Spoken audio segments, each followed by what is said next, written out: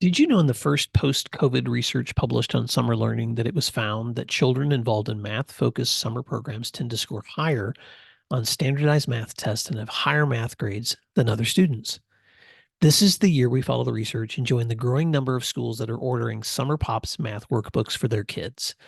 Summer Pops is an easy, low-cost, and effective summer math program designed for elementary and middle schools. Summer Pops is not an app. It requires zero screen time for our kids. Many of our listeners have already ordered Summer Pops for this year, giving their students the leg up that they need and giving their parents the support they want. You can visit summerpopsworkbooks.com/research to view the studies yourself and then request your free sample books. See firsthand why more schools are providing Summer Pops for their students. That's summerpopsworkbooks.com. Principal Matters Podcast, episode 389. Hi, friends. This is Will Parker, host of Principal Matters, the School Leaders Podcast, where each week we bring you inspiring, innovative, and imaginative ideas for your own school leadership. This week, we're going to be talking about building systems transformation pathway with my special guest, Naheed Bardai. Naheed Bardai is the principal of UWC Atlantic. He arrived in South Wales in August of 2021 from Upper Canada College in Toronto, where he was head of upper school for 6 years. Before that, he served as Dean of Students and Senior School Principal during his 10 years at the Aga Khan Academy in Mombasa, Kenya. For Principal Naheed Bardai, education is a deeply moral endeavor, and the exercise of leadership demands a thoughtful and ethical foundation. His own values rest on the tenets of pluralism, integrity, generosity, and trust. He holds a bachelor's degree in business administration from the Western University, Canada, a bachelor's degree in education from the University of British Columbia, Canada, a master's of arts from the Institute of Education, University College London, and a master's of educational leadership from Teachers College, Columbia University in the USA. Naheed Bardai, welcome back to Principal Matters Podcast. You were on, back in episode 333, when we talked back then about the introduction of ChatGPT. This time I want to have you on because you've been doing some transformational work.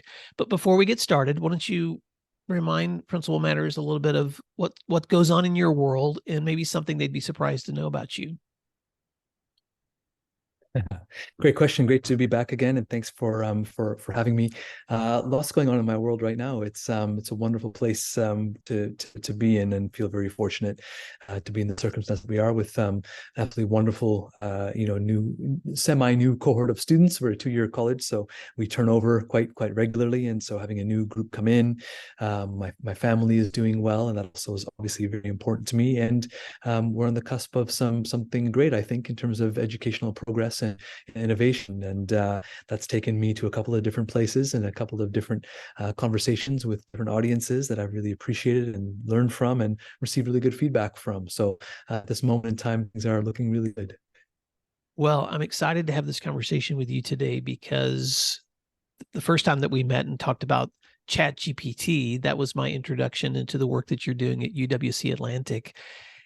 And you told me then, Will, I'm beginning to work on some transformation ideas and pathways that I wanted to bring you back because you've been working a long time on some really innovative programming for your students. But before we go there, I just want to give listeners a little peek into UWC Atlantic's work. So talk a little bit about what are the unique opportunities and offerings that you have for students in the work you're doing right now. Yeah, so for us, we have just celebrated our 60th anniversary as a school, founded in 1962 by educationalist and philosopher Kurt Hahn. For those who know things like the Duke of Edinburgh or Outward Bound, Gordonston as a school, and then UWC Atlantic. So the movement is comprised of 18 schools and colleges all around the world. Atlantic is the first one, founded during the Cold War on the premise and with the theory of change that if you bring students across Cold War boundaries together to live immersively immersively for 2 years in a place, in a full residential school, that students will begin to understand each other's common humanity and see that what unites is far more than what divides us. And 20 years later, if they see each other across a negotiating table, they would see their common humanity first, and that would help to avert a third world war. And so that was the idea. And in many ways, that has been successful, I think. But of course, there's still much to be done in our world. Today, we have students from 80 different countries, a tremendous socioeconomic diversity. 50% of our students are on some degree of funding. As I say, being part of a powerful network of institutions that are working towards a common cause of a greater peace and sustainability in our world. And it's just a fabulous place to learn and to be a school leader of. So I have to also let listeners know that I have a common interest in the place where you live. I have a daughter who's going to college in Wales, although not in your part of Wales. And I also recognize that as a school that is an international baccalaureate diploma program school, and as an international school, you have a different setup for the way that students learn with you. Students board in your school versus a lot of the schools that listen to my podcast that may be either U.S. public schools or private or Catholic schools here. And so now he talk about that for just a little bit. What is the unique perspective that you have as a leader in a school in the kind of setting where you live in the community in which you teach? Mm-hmm. It's a fully immersive experience. I bring my full self, as do my colleagues, bring their full selves to their work every day, as educationalists, but also as people and with their families and what it all entails. And so in that way, it's deeply relational, it's deeply human, it's deeply whole. Right. And so while we offer, as you mentioned, the International Baccalaureate, which is an outstanding sort of international curriculum and qualification that students get pre-university, academically rigorous and diverse in its offerings, but it's also about the whole student. And that for many of us will be the co-curricular component, but it's also very much the socio-emotional. It's about the deep and lasting friendships. It's about the way in which they negotiate difference with one another. They live in rooms of 4, for example, so there are no single or doubles in our residential program. It's all quads, and so in that way, students really are forced to wrestle with what it means to have privacy. What does it mean to share and to share space? What does it mean to engage in deep conversation on a regular basis with people who are different and often from 4 different parts of the world together in a room? What does it mean to be speaking different languages to one another, and all that embodies from a person's past and histories and cultures that they bring. So it's really a unique place in that way. And that oftentimes is the magical sort of mix, you could say. That amount of diversity produces some tremendous opportunities and outcomes for people. And at this time in our world, I think that effort and understanding is needed almost more than ever, with the complexity of challenges that we face collectively as a globe. Well, and one of the things I admire about your work too is how globally minded you are about the students that you have, because you have students from around the world who are coming to one place for learning, and yet you're consistently thinking about how can we as a school community help connect the learning they're doing here to the work and the learning they're going to be doing for a lifetime. And so this is the part of the conversation, Naheed, where I wanted to just invite listeners to set back and dream, because you are a dreamer and you're an action taker. And months and months ago, when we first began to talk, you were telling me about the systems transformation pathway that you were working on then, but you have now initiated this new endeavor. And so talk for us a little bit first about what motivated you towards this vision for the future of your school. So, this work for me started at the college about 2 years ago, but many of the ideas were seeded a bit before that. And it comes from a general dissatisfaction at the state of education, generally speaking, not just, at the college that I'm at, but globally. I think that there is a mismatch between what our young people want and need for their future and what it is that we give them as part of what is a relatively sort of unchanging sort of education over time. And indeed, if we look at the world around us, We look at any sort of demographic trends, whether it be global population increases over time or urban and rural populations, and how they have changed over time. Whether we look at our carbon output over time, global meat production over time, global plastic production over time, adoption of artificial intelligence over time, registered mobile money accounts over time.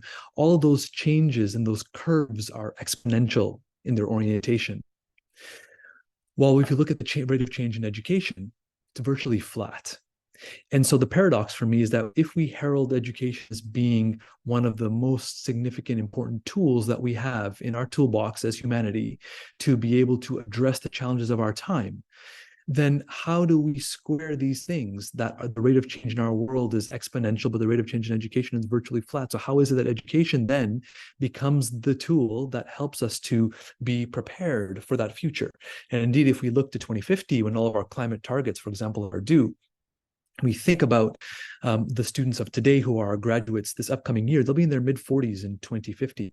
So how are we equipping them to manage the challenges of that time, to prepare us to move towards when all of our climate targets are due in 2050? And perhaps even a little bit skeptically, what happens if we miss our climate targets and now we're in the world of 2060, when our students are in their mid-50s and now really in the prime of their careers, leading all of our institutions, universities, NGOs, and so on, governments?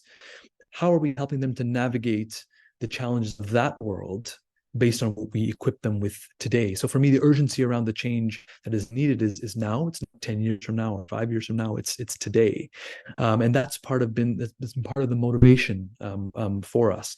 And when I couple that with the purpose of the institution that I have the pleasure of working for, and UWC more broadly, about peace and sustainability, it is motivated with a certain sort of agenda.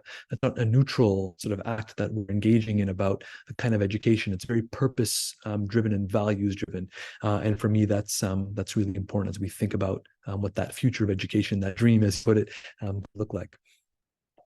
All right, now I want to talk about how that vision and that idea, and I love how you said that education so often has been flat in its response to the growth that's happening around us. And so as a career educator, but also as someone who's dreaming about what you want school to look like for your students, you have taken the programming that you already have in place, but you're now adding pieces to it that are, I believe, it's going to live up to the name, the systems transformation pathways. So talk to us about what that is, Naheed.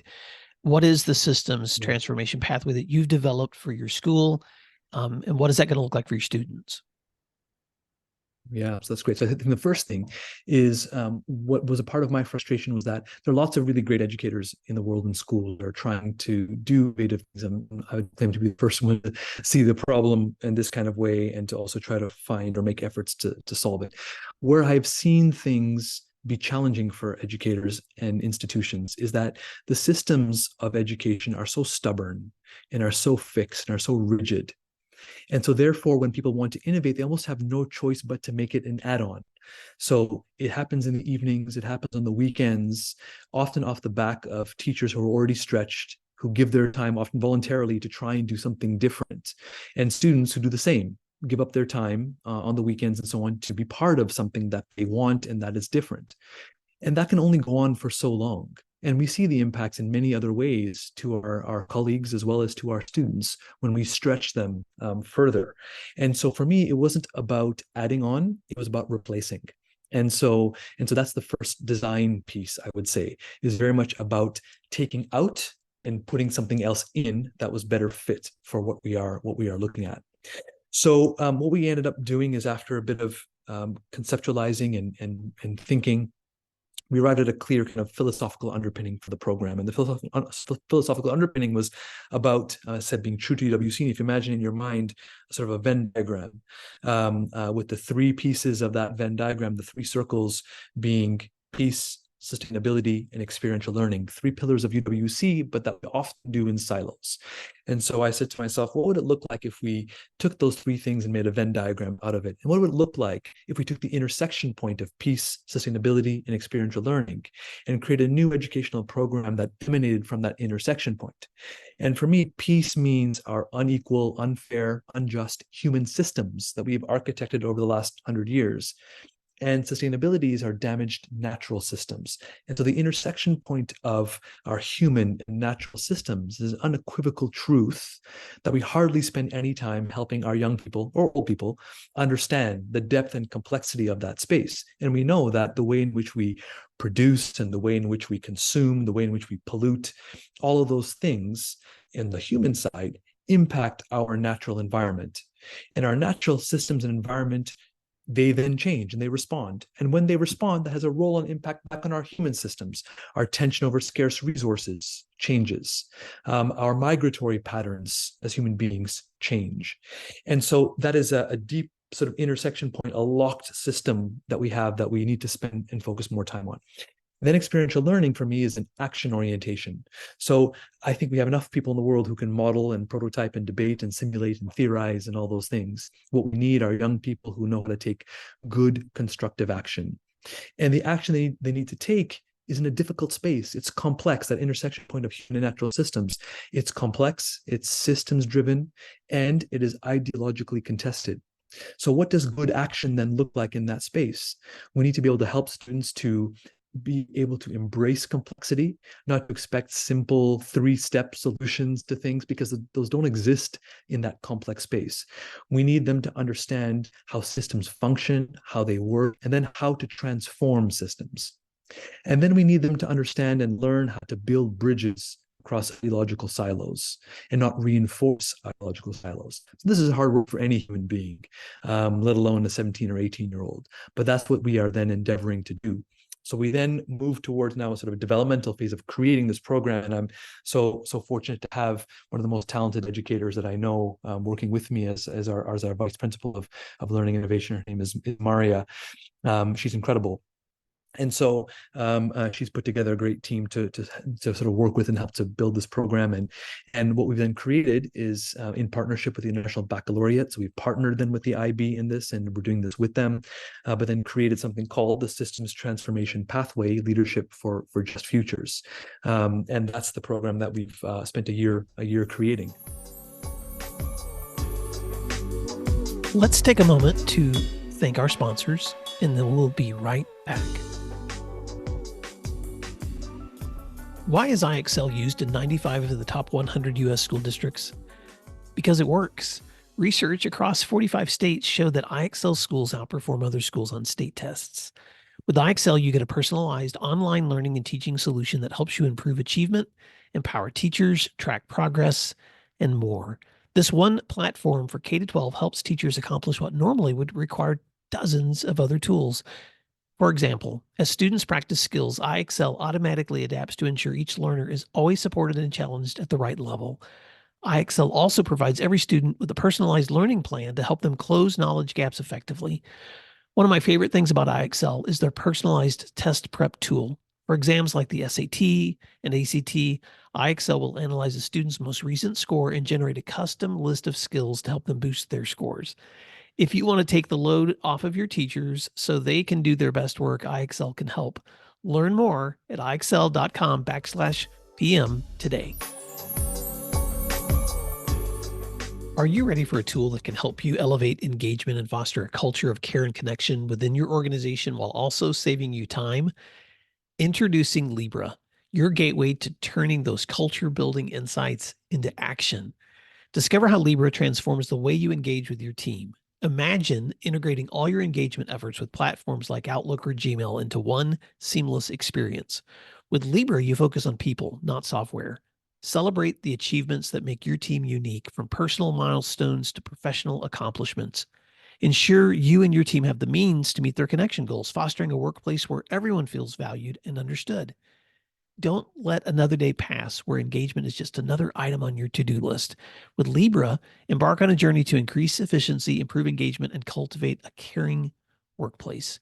Ready to see the difference? Request a demo today at librahq.com. That's LEBRAHQ.com, and take the first steps towards a workplace where everyone feels connected and cared for. Libra, where engagement meets genuine care. So let me pause there for just a moment because I want to respond to a couple of things you said. First of all, Naheed, I spent a lot of time thinking about the youth whom we're serving, and I know that especially I'm going to talk about Western populations for just a moment. A lot of our Gen Z students have a lot in common when it comes to the values that they hold, the anxieties that are particular to this generation. But what I love about the philosophical underpinnings of what you guys are moving toward here is how you actually are looking through the lens of this generation and asking yourself the question, how can we respond to the human systems that we see that are broken or that need improvement? How do we look at the natural systems, the sustainability areas that need to be addressed? And then how do we apply that with experiential learning and action? So we're giving students the resources, the capacity, and the environment in which to actually address the things that are most important to them. And so, first of all, thank you for having values that so clearly connect to what you know students are yearning for. Now, I want to get really practical because this systems transformation pathway is more than a philosophical framework. You have a specific discipline for how this looks for students. So talk to us a little bit about that. And now, because I know as Principal Matters listeners, we have a lot of listeners here who they build master schedules and they work on the systems. And as we're recording this, we're getting ready to step into a new year. This will actually come out after the new year, but people are already thinking about their next year or their next 2 or 3 years in learning. So talk a little bit about what this actually looks like for the students who participate in terms of the cohorts, the impacts, and the applications. Mm-hmm. Great. So we spent last year, 2022, 2023, developing the program in collaboration with the IB, but importantly, with students. So we had our second year students who would never actually see the course itself, dedicate their time and energy and effort towards helping to build the course, because we knew that if we did it on our own, we would fall short of the mark of what was needed, because our students' voice is integral and they understand what they need. So that was an important design principle for us. What we then have designed is a 2-year course as part of the IB diploma. Takes away 2 of their 6 courses. For those who know the IB diploma, it's 6 courses plus something called Theory of Knowledge and Extended Essay, and CAS, which is their sort of co-curricular program. That's the totality of the IB diploma.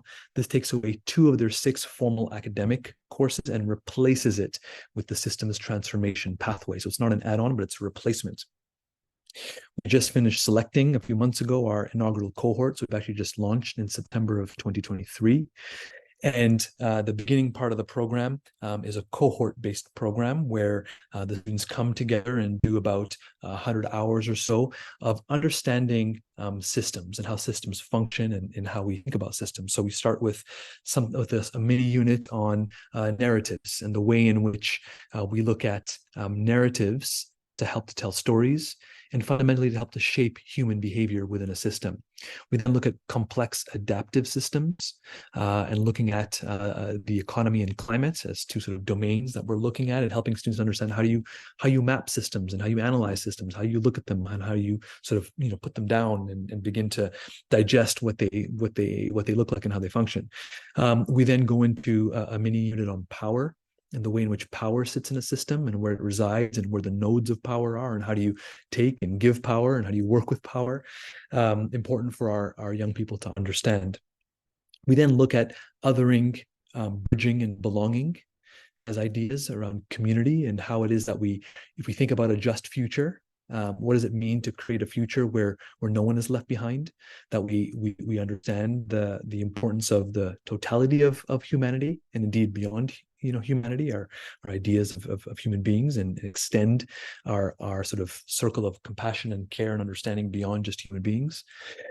We then begin to look at things like regenerative leadership and the way in which our young people engage in this work, and how do they care for themselves in what they're doing. So that comprises in many ways the sort of first bit. Then what happens is students go into areas of impact, and there are 4 areas of impact that we've identified as part of the program. So one is food systems.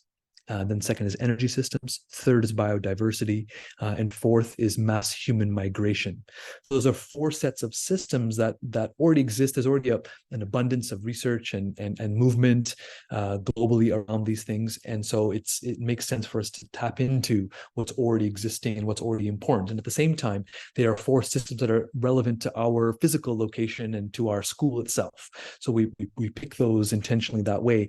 So students then, about 6 of them, there's 24 in the course, so 6 allocated roughly per area of impact. And now they'll spend the sort of next 14, 15 months in that area of impact, where they learn about that system, how it functions, applying what they learn in the earlier part of the course to this particular now part of the course. And this section of the course is punctuated by 2 what we're calling interventions. The first is called the self-directed intervention that will take place in a home context. So as we have students in this particular cohort, 24 of them from 21 different countries, when they go, home in quotes, in the summer time after between our first and second year, they will then engage in the self-directed intervention, where essentially they will apprentice themselves to systems transformation work that's already being done in that home community of theirs, let's say in food systems, for example, and they will work alongside people in community already doing it. They're not creating a problem. This is not sort of saviorism. This is pretending like a 17-year-old will come in and transform some sort of system in a couple of days in their home context. It's to amplify the work that somebody else is already doing. Learning from them and contributing in some way, being of service where there is need to them, really experience what systems transformation can look like.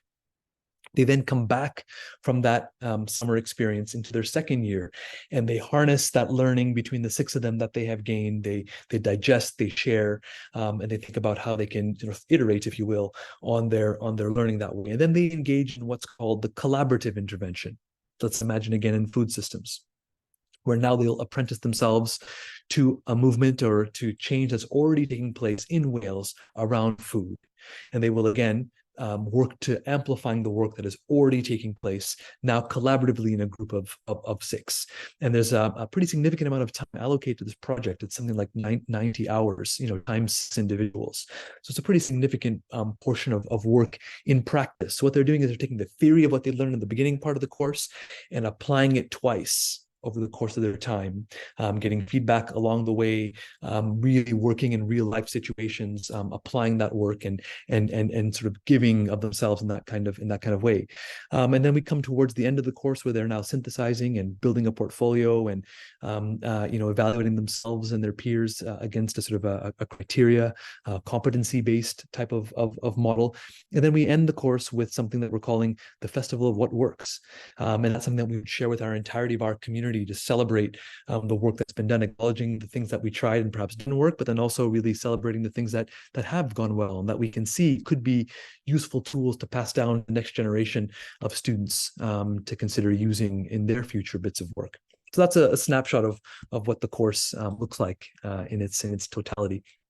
I love that. And thank you for the conciseness, because I know that even if for the last 8 or 10 minutes you've been giving us a snapshot of that you're talking about 2 years of academic work here that's available for students who are participating in these cohorts that are learning both from curriculum, but also from experience by stepping into those areas of impact, and then being a part of apprenticeships, being a part of collaborative teams, and then figuring out how to bring that back and celebrate what's working. Naheed, I know that this process has been long in the launching, and that you are now beginning this new systems transformation pathway. So I want to ask you a couple of questions as we wrap up. One of those is the first question I want to ask is for those that are IB diploma schools themselves. how did you make this work within that context? And then the follow-up I'm going to have for that is for listeners who may not be in that kind of program, some advice you have for anyone thinking about innovative programs. But let's take the first group first. For anybody who has an IB program, what were some of the partnerships that you had to develop to make this happen? Mm-hmm. Yeah, that's a great question. And sometimes it comes down to um, fortuitous, good luck. Part of it is understanding how systems work and function, and part of it is some hard work and just collaborative engagement. And so the IB diploma, for those that are IB schools, will know that it's obviously undergone changes over time, but they've been, let's call them fringe changes of improvement, continuous improvement. And what I was looking for was a step change, and fortunate to find some really strong partnership in the leadership of the IB, willing to try something new and to experiment a little bit and step outside what is a really successful product. I can see it from the IB's lens that it's hard to play with something that has been really successful globally. And so managing to find an opportunity to find win-win situations and scenarios, and leveraging on strengths that both institutions have to be able to work in partnership. So I would say it was a pretty unique set of circumstances that allowed us to arrive at this opportunity that has now been shared in its sort of concept with a couple of other schools around the world as well. So while we're the first ones to be doing it at this very moment in time, there'll be some other schools that will be coming online with similar kinds of experiments next year, and then again the year after that. I'm hoping that in sort of roughly the 2-year time horizon, that this program will become available to other schools to be able to take. It's slightly outside my realm of direct control. The IB is probably the main decision maker in this, but that's what I'm hoping for. So there'll be opportunity for other schools to take this on, maybe in 2025 or 2026, at that time frame.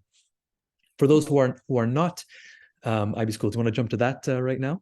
Yeah, I was going to also say that at the end of our conversation today, Naheed, I'm going to ask you to share your contact information, because I know that for anyone out there who is in an IB program, they may already be thinking about, like, well, let me know more. How can I be one of those experimental schools in the future, or how can I discover more? So I'm looking forward to connecting you with anyone that's already has those programs. But yes, speak to those listeners who may be considering innovative programs in their schools that aren't a part of an IB diploma program, but because this is one of the things I enjoyed when I talked to you, is understanding the lessons that you've learned in beginning new initiatives. So go there for a few minutes and just talk about what are some of the common lessons you've learned in implementing new initiatives that can apply for any leader. Yeah, that's a great question. So I think the first thing is to build alignment. So you understand, as a school leader, where does power sit in that system? Where does allyship sit in that system? And how do you begin to build consensus around those groups? So how do you work with your board, for example, and ensure that your, as a leader, risk appetite in alignment with what the board's risk appetite is? How do you foresee what the challenges are going to be, and how do you begin to mitigate them from the beginning? How do you identify those educational innovators in your own community who will help to be partners in leading this work? How do you identify the structural gaps that you have on your leadership team, where this is going to sit? Because you can't add it on to somebody else's already full plate and workload. So how do you get the structure in alignment to allow you to trampoline, if that makes sense? So that's the one piece that I would advise as a beginning. I would then also say, in parallel, how do you ensure that you develop your why? How do you be really clear about what your purpose is, as you engage and begin to engage in that work?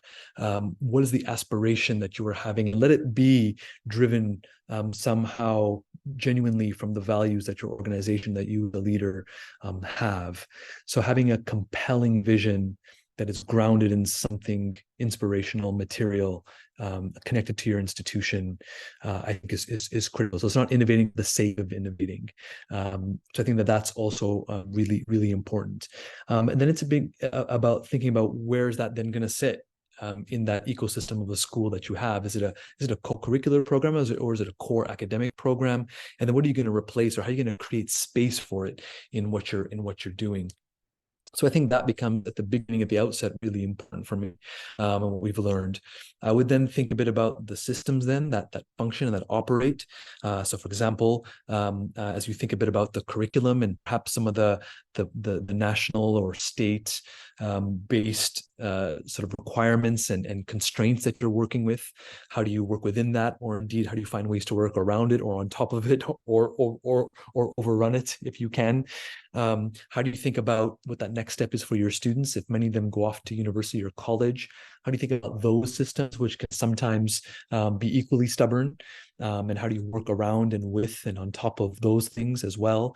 So it's about understanding the nature of the landscape and really being clear about that as you then begin to develop around the parameters. So as an example for me, I was at the outset pitching the idea of taking 1/3 of the curriculum time away and creating something different.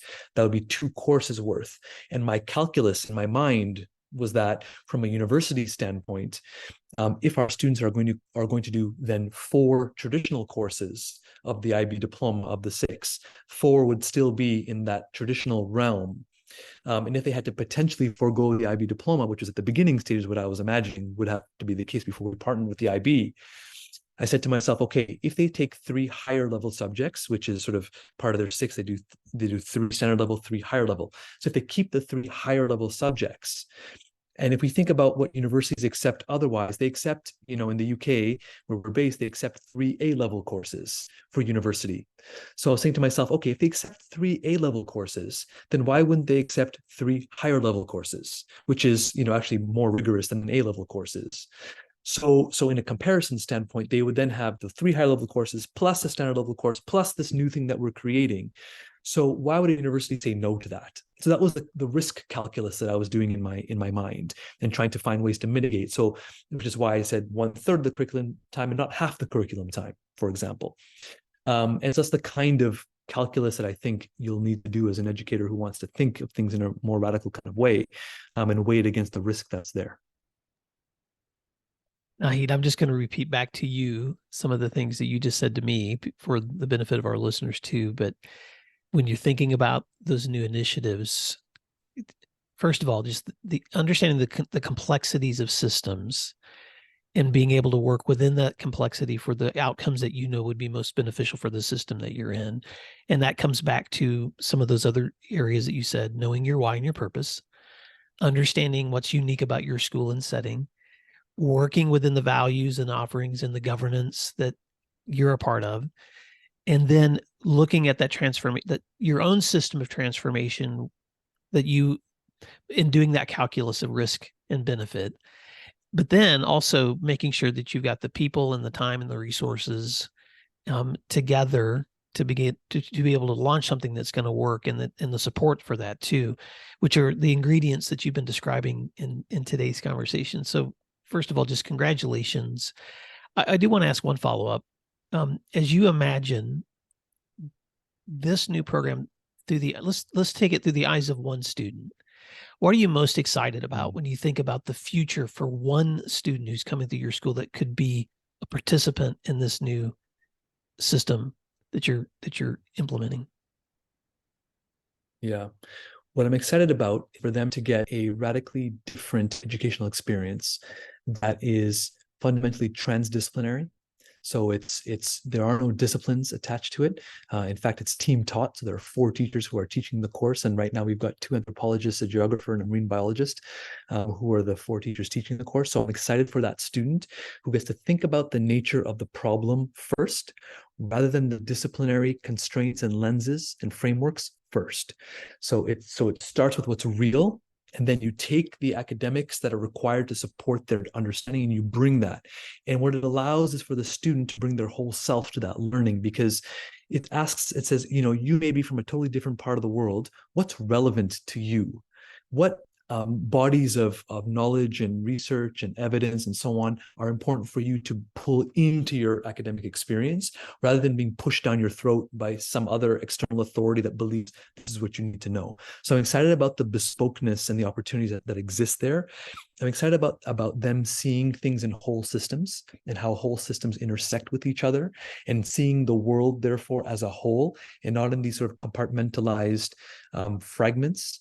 I'm excited about them feeling respected as a young person, that that we see them as fundamentally capable of understanding and learning these big ideas and concepts, and not pretend like they're too young for this, they're too immature for this. No, they're ready for this kind of learning. I'm excited for them to be able to take theory and to practice it multiple times, and to be able to get feedback from themselves, self-driven feedback, peer-driven feedback, teacher-driven feedback, and community-driven feedback, because they're engaging communities, and us actually, actively seeking out feedback on what they're doing in that community for their benefit. And I'm excited about them doing it together. I'm excited about them embracing collaboration as part of the work, and not getting in trouble for collaborating, right? Because actually, all of our assessments and all of our high school experiences, generally speaking, you get in trouble for collaborating. Indeed, if there's an exam that you're sitting, you shall not engage with any other human being in this act of sort of, putting down all that you know on this piece of paper over 2 hours. And this looks fundamentally different. There's no exams here. There's no essays here. It is meant to represent what is more real in the world, that our students will face when they exit high school. And so to be reflective of that. And so I'm excited for them to be able to experience learning in that much more genuine, integral way, and what that means for them. What a beautiful picture, and a vision for what you want for students. And Naheed, as we're talking, I'm just thinking about how much I love this work, because through the podcast and through the work that I get to do with leaders in many different kinds of places and settings, for some reason, I'm thinking of a friend of mine who leads a school in rural Ohio, in an area where the students that come to that school are hands-on developing skills involved in construction and welding. In that community, they recognize the systems in which they live, and they've come up with innovative, creative ways. They've built this entire outdoor classroom facility so that students can be learning those skills that they're going to be employing in the industry area in which they live. And I'm just thinking about the uniqueness of leaders who look at the place where they're at, and the students that they have, and the values that they consider to be important to them, and connecting those values with all of those experiences, making learning more than theory, making it something that's applicable, right, in the community where they live, but also in the community where they're going to live. So thank you for what you're doing in your community. How can others learn more about UWC? Or how can they connect with you if they want to find out more about the program that you're doing, or they would love to communicate with you? Mm-hmm. Thanks for that invitation. And perhaps I would just add, before I share that contact information, that for me, my larger purpose, and our collective larger purpose, is to make this as much of a public good as we can. I don't believe that education should be proprietary. And I believe that if we create something that works and that is going to be of benefit to our students in the world, that it's our responsibility to give it to whoever wants it, and as widely as possible to share it. So that's my aim and ambitions. In that way, we would absolutely invite others who want to learn more about what we're doing. And while we may not be at a stage yet where we can share more broadly, that's definitely our intention. And so you can have a look at our website. UWCatlantic.org is the website.